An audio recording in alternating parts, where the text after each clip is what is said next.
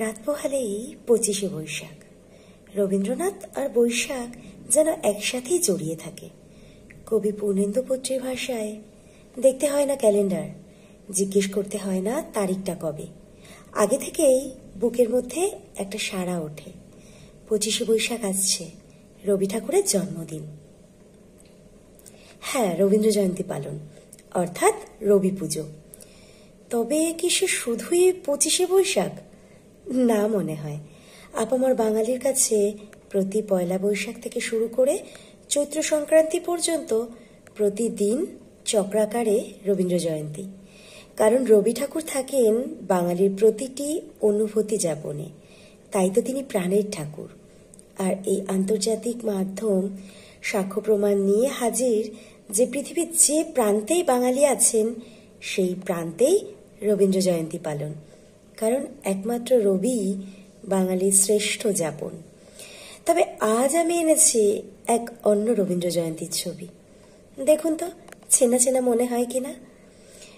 সে ছিল এক অন্য যুগ, যেন আন্তর্জাতিক মাধ্যমের অনেক অনেক আগের যুগে। আনন্দ ছিল অন্যরকম।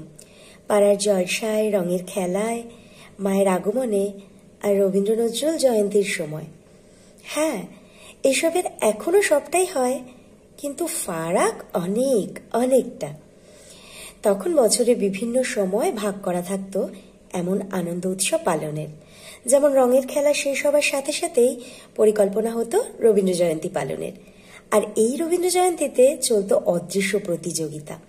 প্রতিবার অদৃশ্য পুরস্কার জিতে নেওয়ার হাড্ডাহাড্ডি টক্কর চলতো পাড়ায় পাড়ায়।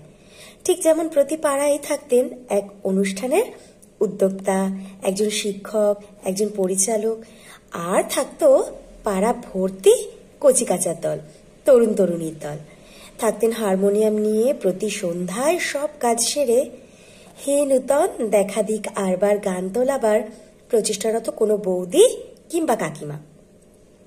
সেই মাসখানেক ধরে স্কুল ছুটির পর পাড়ার ছাত্রছাত্রীদের খেলার আগ্রহ থাকতই না।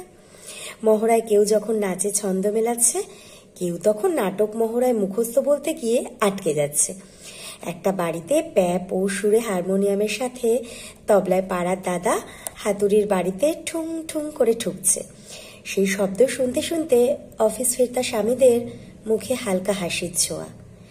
বাড়ি ফিরে এক কাপ চায়ের সাথে মুড়ি মুখে থাকলেও বউয়ের গানের সুরটা মনে মনে গুনগুন করত। আর সেই দোল খেলায় সবার চোখ এড়িয়ে একটু রঙের ছোঁয়া দিয়ে মন দেওয়া নেওয়ার মন দুটো আকুলভাবে একটু দেখার অপেক্ষায় থাকত। সেই মঞ্জরা লুটে নিত এই মহড়ায় কথোপকথনের অগাধ সুযোগ। শুধু কি এইটুকুই? না না, ছোট্ট ছোট্ট গলাগুলো তখন শিশু ভোলানাথের কবিতা আওড়াতো। তারও তো রবীন্দ্র জয়ন্তীতে কবিতা বলতে হবে। তারপর আসতো সেই উৎসবের দিন, রবি পুজো। সকাল থেকে পাড়া দাদারা কাকারা ব্যস্ত বাঁশ ইট দিয়ে মঞ্চ তৈরি করতে। হালামলের হল এই শব্দ সেই রবীন্দ্র জয়ন্তীর সাথে বড্ড বেমানান। কারো বাড়ির বিরাট ছাদ কিংবা বাগান না পাওয়া গেলে পাড়ার রাস্তাতেই বাঁধা হতো বড় করে মঞ্চ। মূল্য ধরে এই শব্দটার সাথে ভীষণ অপরিচিত ছিল তখন পাড়ার রবীন্দ্র জয়ন্তী। যা কিছু আয়োজন সবটাই হাতে হাত লাগিয়ে প্রতিবেশী এই সম্পর্কে জড়িয়ে থাকত। দুপুরের মধ্যেই রবি ঠাকুরের ছবি পরিষ্কার করে সুন্দর আলপনা আঁকতে বসতেন পাড়ার সেই শিল্পী কাকিমা বা বৌদি, যিনি এই আলপনায় তার পূজার অর্ঘ্য সাজিয়ে দিতেন। বাড়ির ধুতি চাদর শাড়ি দিয়ে সাজানো হতো মঞ্চ। এখনের মতো নকন ফুল পাতার জাঁকজমক ছিল না, ছিল মনের মাধুরীতে সাজানো একটা বড় মঞ্চ। বড় বড় হরফে লেখা হতো রবীন্দ্র জয়ন্তী। এদিকে চৌ মাইকে টেস্টিং চলতো, হ্যালো হ্যালো টেস্টিং টেস্টিং 1 2 3। তারপরে কানে পি করে একটা শব্দ। এই সময় মাইক পরীক্ষা সম্পূর্ণ হতো। ঠাকুরমা দিদিমারা হাত জোর করে প্রার্থনা করতেন, ঠাকুর এই পোলাপাইনগুলো আজকে হকল কাজ যেন ঠিকঠাক করতে পারে, ঝড় বৃষ্টি যেন আজ না ওঠে। ঠাকুর প্রতি বছর এই প্রার্থনা শুনতেন না, এটা সত্যি।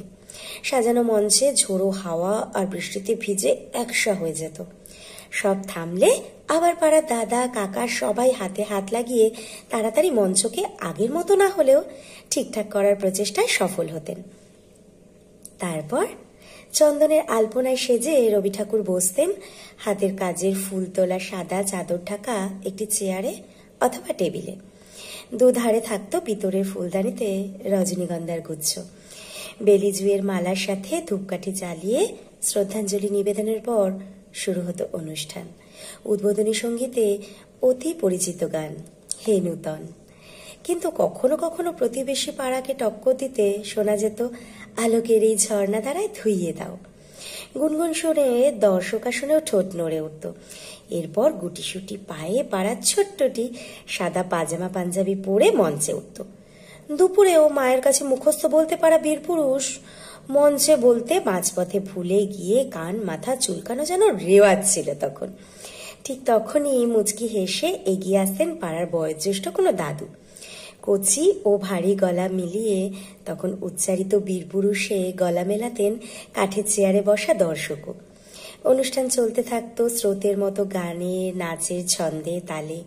সবার অপেক্ষার অবসান ঘটিয়ে শুরু হতো নাটক কিংবা নৃত্যনাট্য। অনুষ্ঠানের মূল আকর্ষণ মঞ্চ জুড়ে রঙিন সেলোফিন পেপার বদলে বদলে রঙিন আলোর খেলা। প্রম্পটার দাদা আর পরিচালক কাকুর উত্তেজনা পর্দার পাশ থেকে দর্শকের চোখ একেবারেই এড়িয়ে যেত না। তারপর হাততালিতে ফেটে পড়া রবীন্দ্র জয়ন্তীর সমাপ্তি ঘোষণা। সমাপ্তি কি সত্যিই হতো? বোধ হয় না। এবছরের ভুল ত্রুটি সংশোধনের আলোচনায় জুড়ে থাকতেন রবি ঠাকুর। এবছর থেকে পরবর্তী বছরে ঠাকুর পুজোর সেই সব দিন আজ যেন জিজ্ঞাসা করে, আমাদের গেছে যেদিন একেবারেই কি গেছে? কিছুই কি নেই বাকি? উত্তর আসে যায়নি। এই যে রবি পুজোর অস্পষ্ট ছবিগুলো প্রতিটি 25শে বৈশাখে 40 পেরানো থেকে 80 ছোঁয়া মনগুলোতে স্পষ্ট হয়ে ওঠে। এও তো আরেক পুজো।